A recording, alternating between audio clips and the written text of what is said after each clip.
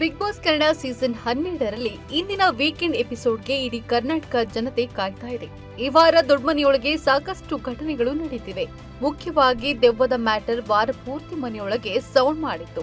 ತನ್ನ ಪಾಡಿಗಿದ್ದ ರಕ್ಷಿತಾ ಶೆಟ್ಟಿ ಅವರನ್ನ ಅಶ್ವಿನಿ ಗೌಡ ಹಾಗೂ ಜಾನ್ವಿ ಈ ದೆವ್ವದ ಮ್ಯಾಟರ್ ಒಳಗೆ ಕರೆತಂದು ಅತಂತ್ರ ಮಾಡಿಬಿಟ್ರು.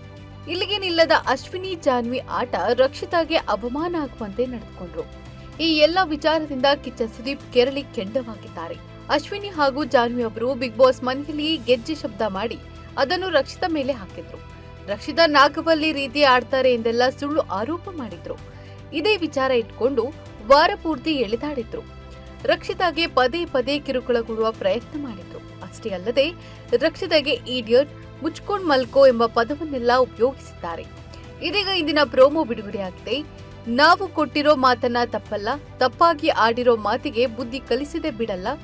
ಒಳ್ಳೆಯ ಕೆಲಸ ಮಾಡಿದಾಗ ನಾವು ಕೈತಟ್ಟಿ ಚಪ್ಪಾಳೆಯನ್ನು ಸಹ ಕೊಡ್ತೀವಿ.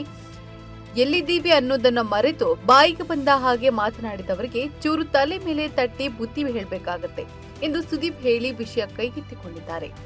ಅಶ್ವಿನಿ ಅವರೇ, ನಿಮ್ಮ ಸ್ಟೇಟ್ಮೆಂಟ್ ಹೇಳ್ತಾ ಹೋಗ್ತೀನಿ. ಇದನ್ನ ನೋಡಿದ್ರೆ ಹೇಳ್ಬಹುದು, ಎಲ್ಲಿಂದ ಬಂದಿದ್ಯಾ ನೀನು, ಕಾರ್ಟೂನ್. ಈ ಯಮ್ಮ ಅಂದಾಕ್ಷಣ ನೀವು ನನ್ನನ್ನ ಯಮ್ಮ ಗಿಮ್ಮ ಅಂತ ಕರಿಬೇಡಿ, ನನಗೆ ಒಂದು ಹೆಸರು ಇದೆ ಅಂತ ಹೇಳ್ತೀರಾ. ಆದ್ರೆ ನೀವು ಅವರನ್ನ ಇಡಿಯಟ್ ಅಂತೀರಿ. ತಮಾಷೆ ಮಾಡಿಕೊಂಡು ನಿಮ್ಮ ಪರ್ಸನಾಲಿಟಿಯನ್ನ ಕೊಲೆ ಮಾಡ್ತಾ ಇದ್ದೀರಾ. ಒಬ್ಬರ ಮರ್ಯಾದೆ, ಒಬ್ಬರ ವ್ಯಕ್ತಿತ್ವ, ಒಬ್ಬರ ಅಸ್ತಿತ್ವ, ಗೌರವ, ಇನ್ನೊಬ್ಬನ ಆಸ್ತಿ ಆಟ ಸಾಮಾನು ಆಗಬಾರದು.